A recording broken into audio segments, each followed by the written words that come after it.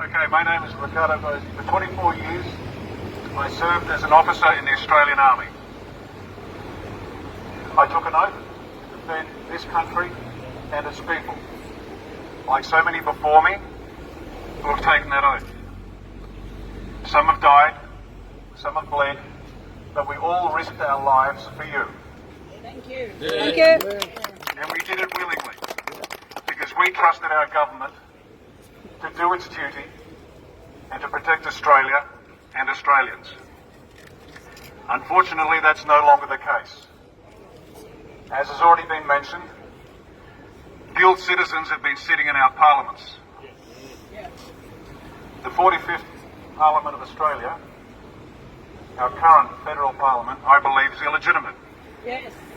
That means the laws that they have been passing are illegitimate. Yes.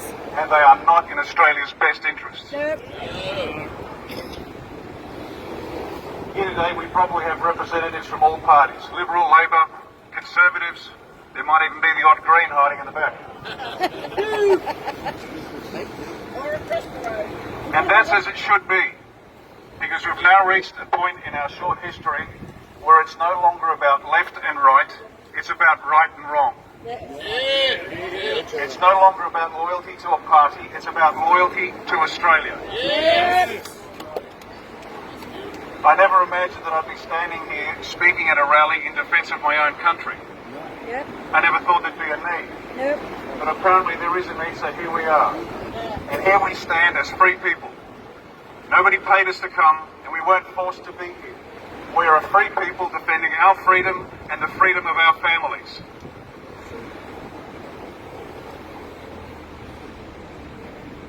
That alone is the source of our strength and the source of our authority. That's all we need, and we're going to need it because we are at war. It is an economic, a political and a cultural war. It is being waged by powerful international forces who are being aided and abetted by our morally cowardly members of parliament. And we're on the receiving end. How do we know? Don't listen to what they say. Look at what they've done to the country. Just economically. Our power prices are so high that families can't warm themselves in winter. Factories can't run and they have to shut down. Our national debt is in excess of $500 billion, over $500 billion. We can't pay it off, our kids can't pay it off, and our grandkids can't pay it off. We're borrowing money to give to terrorists. Yep. Does this make sense to you? No.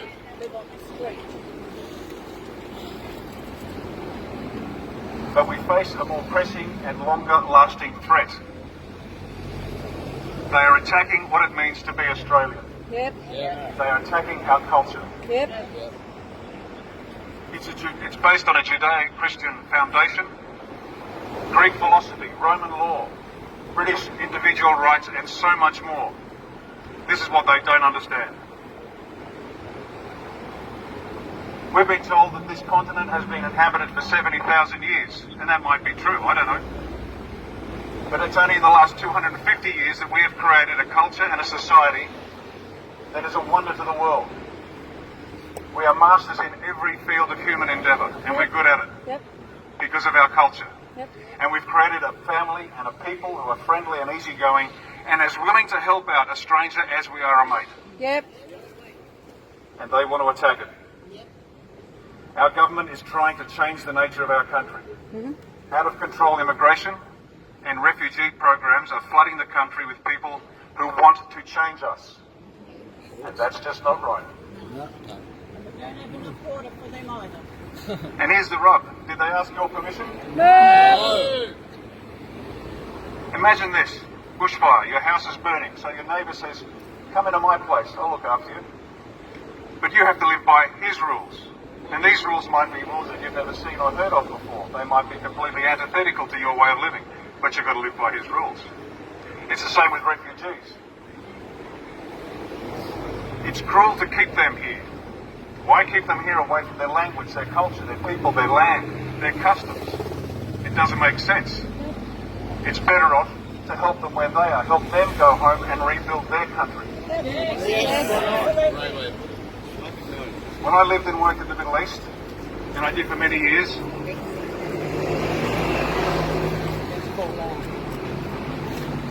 as a courtesy, of course I obeyed the customs of the land.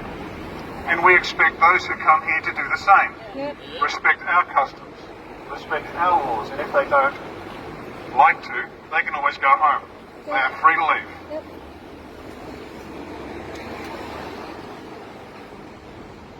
If we lose this fight, and it is a fight, to decide for ourselves what we are, to define ourselves as Australians, to choose what we like and don't like, the Australia that we have built, that our parents built and our grandparents built, will be lost forever. What you are seeing in Europe, what you are seeing in the UK, is a taste of things to come for Australia.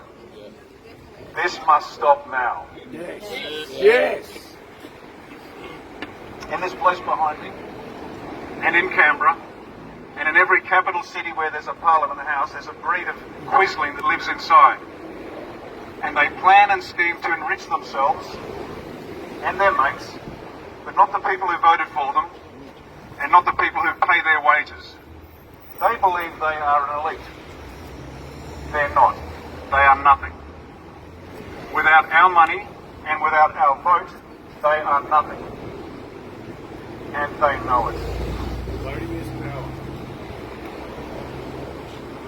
We must unite politically.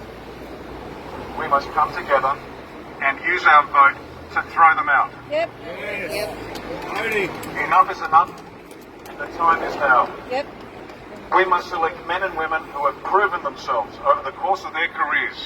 People we know, like and trust, who have the same values as us, who want to protect this country.